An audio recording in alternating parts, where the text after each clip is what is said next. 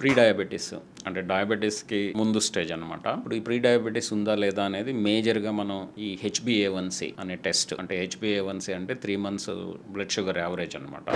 Normal value ఏంటంటే 5.7 కంటే తక్కువ ఉంటుంది. షుగర్ ఉన్న వాళ్ళల్లో 6.5 అంతకంటే ఎక్కువ ఉంటే డయాబెటీస్ అని చెప్తాము.